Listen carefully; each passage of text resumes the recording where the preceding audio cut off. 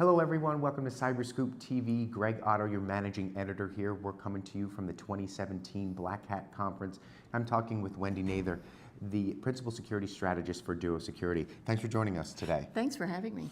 So you and CyberScoop actually have an ethos that is very, very similar. You take an anti-FUD approach when it comes to security. Let's talk about why it is so important to be anti-FUD. Okay, well, first of all, as I'm sure you agree, everybody's getting FUD fatigue.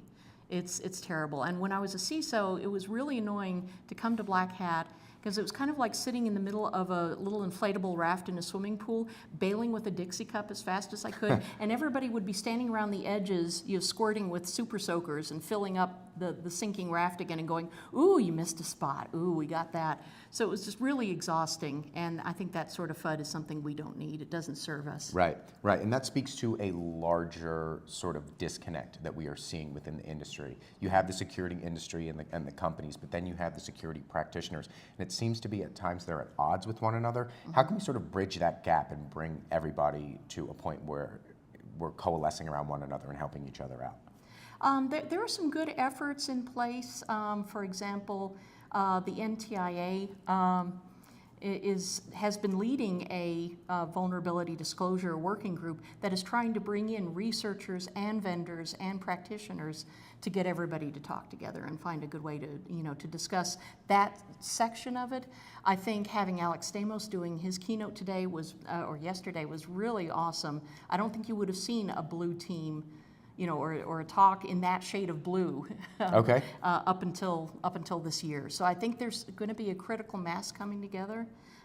That's really good. And finally, I think we're going to see a revolution, pushback on the part of the practitioners and users saying, wait a minute, why again is this our problem? You keep blaming us and things keep getting breached, but why exactly are we responsible for this? So I think that is going to be pulling back on some of the FUD. Because some of the FUD is trying to scare practitioners into doing what security wants, which isn't necessarily what the business can practically do. Yeah. Right. Okay, so let's focus on some recent news. You recently wrote a blog related to WannaCry that said, it's not just a fix that can happen with a patch. Mm-hmm. Why do you feel that way, and what can we do when we see attacks like this rapidly becoming the norm? How can security organizations and SOCs prepare themselves for this more so than just patching? Yeah, well, first of all, patching is not that easy. It's not that straightforward. I don't know if you heard about the hospital in Australia that took down all its systems when it tried to install a patch as a result of WannaCry. Okay. So that's not good. The other thing is that more and more, it's not your own software in the organization. You can't touch it. Bloomberg terminals, any kind of third-party software or service, you are at the mercy of the vendor. What if the vendor goes bankrupt, they disappear, you're stuck holding the bag of this code that nobody knows anything about. You have systems that are built to last, and that's at odds with our patch all the time at the speed of light ethos that we're trying to push on the organization. If you've got an MRI machine that was supposed to last you for 20 years because it cost $22 million and it was never intended to be patched, it's great now if we have vendors who are now understanding this, but what do we do about all the doctors' offices that have those? Right. So there are as many different reasons as there are stars in the sky why saying just patch is not helpful and it's not practical. Okay.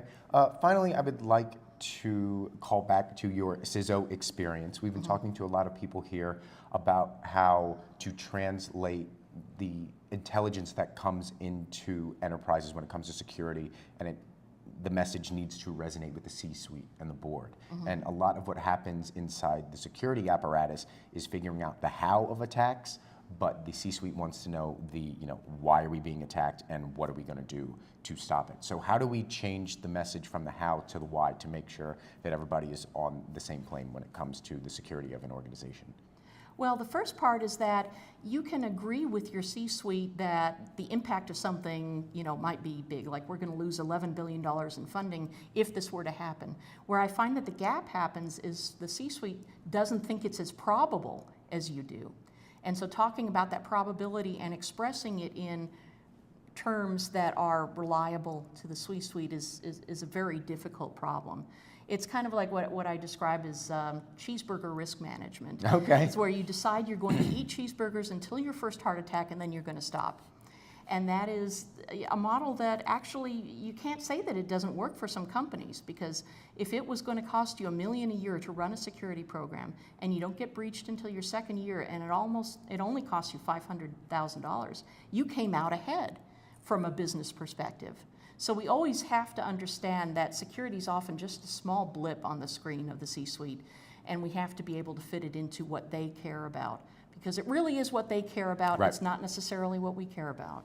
Great. Wendy, appreciate your insight. Thanks for speaking with us today. Thank you. For all of our videos, check out our YouTube channel, and for more on Black Hat and all things cybersecurity, check out cyberscoop.com. I'm Greg Otto. Thanks for watching.